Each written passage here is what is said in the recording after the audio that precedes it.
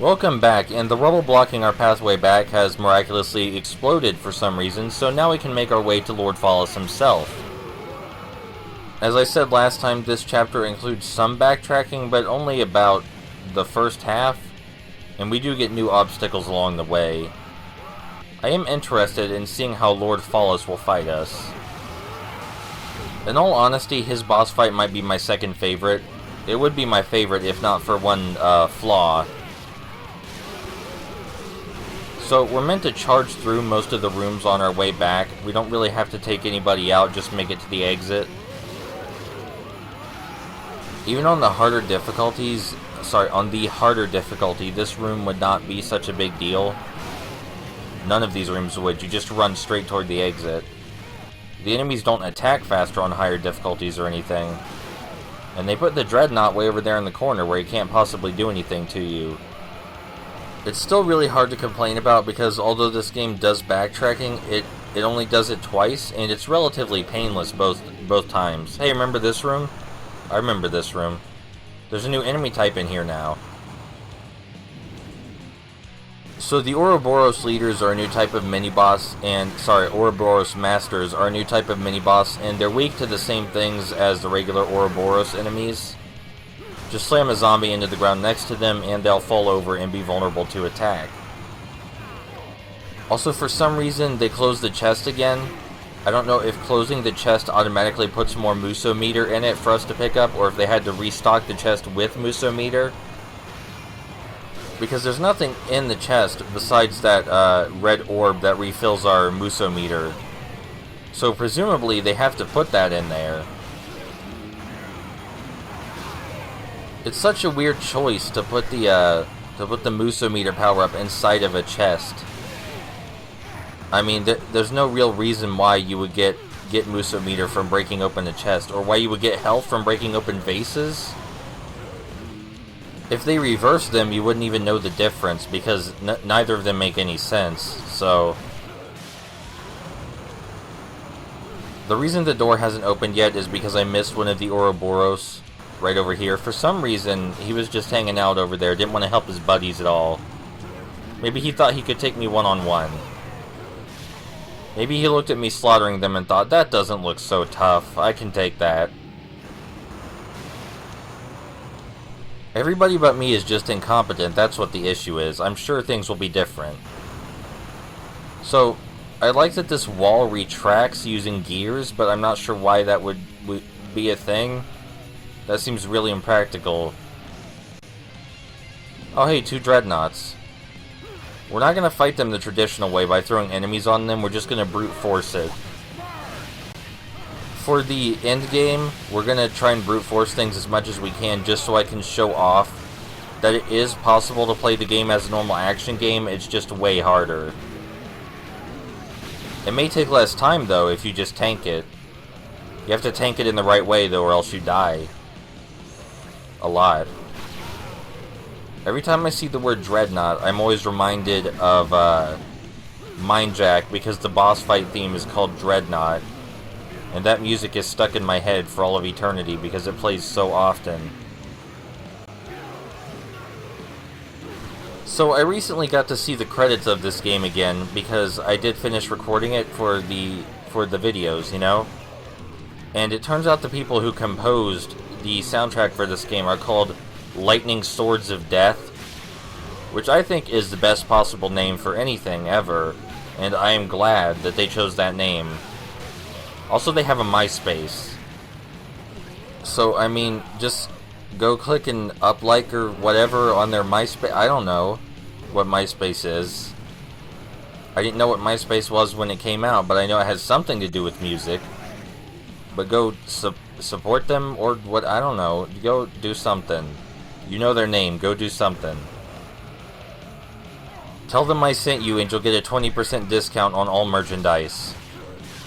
Please don't do that. I don't want to get sued or anything.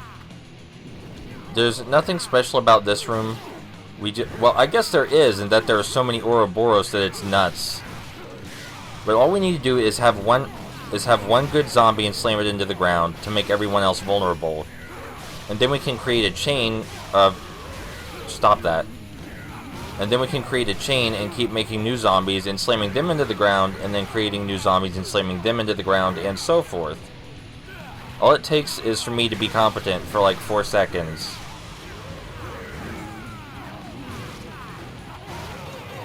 The noise that the Ouroboros guys make when they fall over reminds me of a noise from Banjo-Kazooie. I know that's not where it's from, but it is strikingly similar. Lord Fallis said that the Ouroboros were an experiment, and we don't know exactly what he was experimenting with, but the game doesn't really need to explicitly tell you, does it? Obviously whatever it is related to our power. Just like the regular Ouroboros, this guy is very vulnerable from the backside. Really, he's just like them, except he's a bit stronger. I'm glad they didn't introduce him as a boss fight or anything. That would be rather underwhelming. He's kind of underwhelming as a mini-boss character as well, really. Whenever a room has these mages in it, it's hard to tell whether they're part of the enemy leaders or whether they're separate, because sometimes they're separate and sometimes they're included. The game can't seem to decide whether they're special enemies or not. We haven't seen these executioner guys in a while, or maybe we have and I'm just forgetting. But they first appeared way back near the beginning. And they're basically the same here, it's just that they have more health than they did previously to make them actually formidable. They're still easily distracted by our zombies, as with every enemy that isn't Francesca.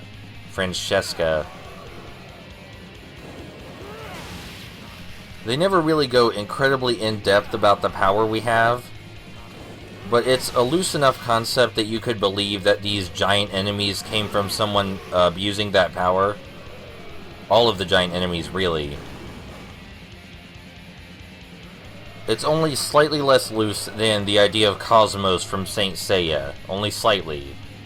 Basically, it'll do whatever you want, but it always comes with bad consequences. It does have some rules. So, a lot of people seem to get stuck in this chapter because of this iron ball over here. With the previous iron ball, you had to point your zombies at it. With this one, you have to throw them at it, but you have to be really close when you throw them, or else they just fly past it.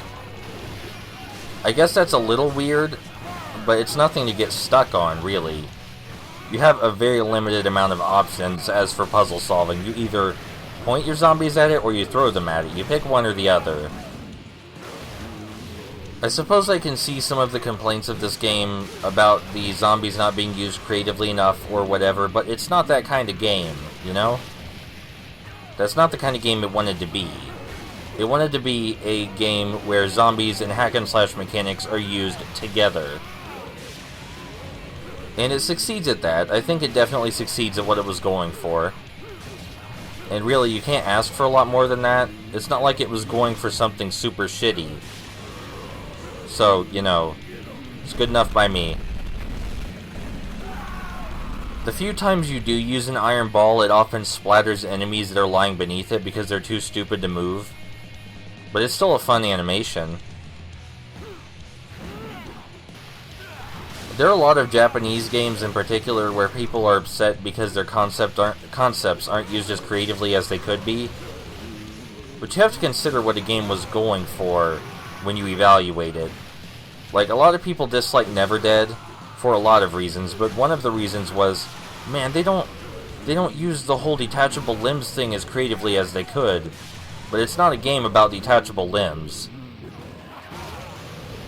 Most of the reviews seem to completely ignore the physics-based combat, which I thought was awesome. So, whatever, guys. I'll just sit over here by myself and play my nerd games, my nerd hipster games, alone. And sometimes maybe Spider-Man. This room is exactly like the previous one with the iron ball in it. It's just that there's no Muso or health pickups in it. It's pretty much exactly the same, except for that. God, I missed again.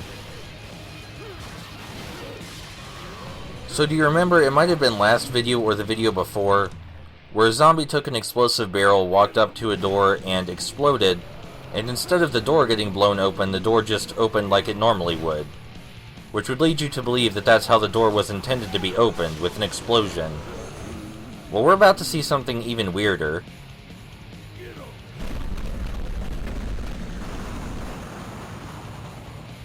I mean, sure, I guess if that's how you want to make your doors open, I can't criticize you. Impressive. Your pact has served you well. Those of the Void have such power. What do you know?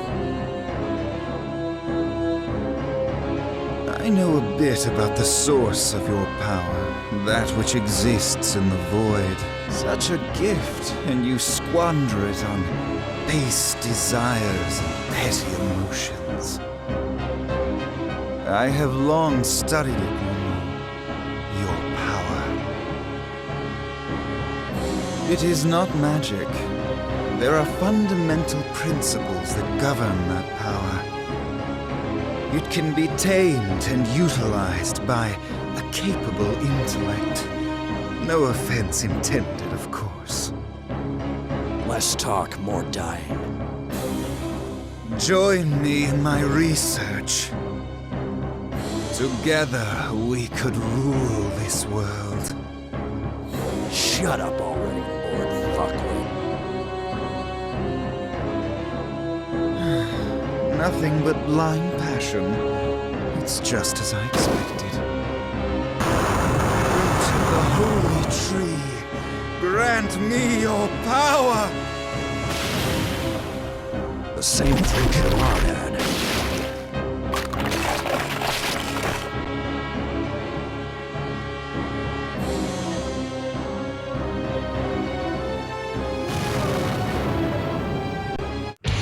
A common theme in this game is that the antagonist will try to talk about some greater purpose, or try to explain what's happening to the main character, and our main character just says things like, "Shut up, Lord Fuckwit."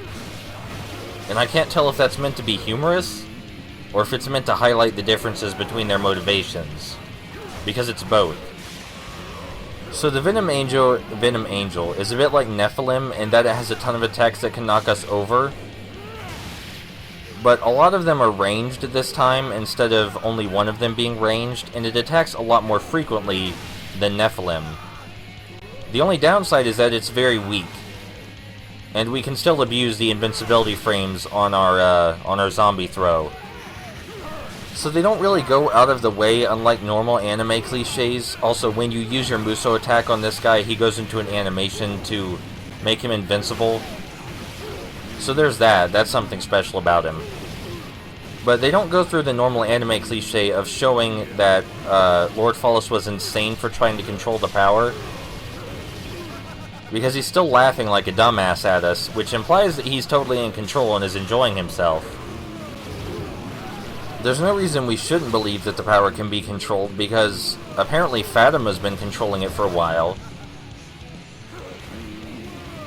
I mean, if Lord Phallus messed up, he only messed up because he underestimated how strong we are, I guess. He forgot to calculate how much invincibility frames we had.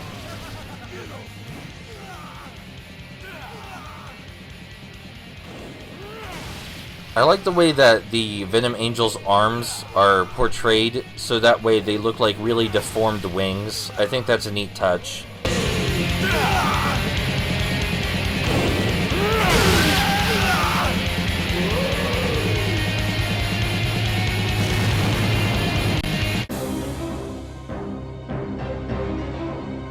A slight miscalculation on his part.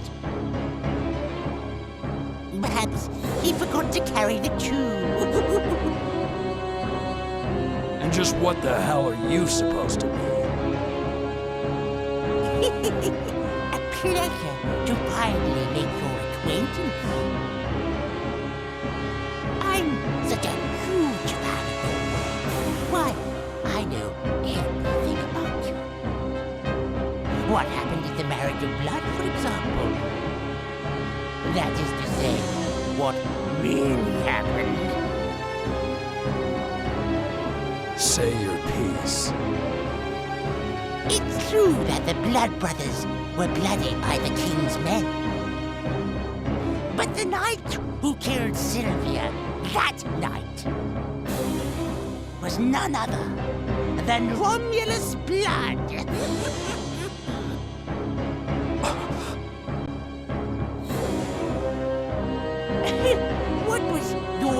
about all those responsible for the massacre again?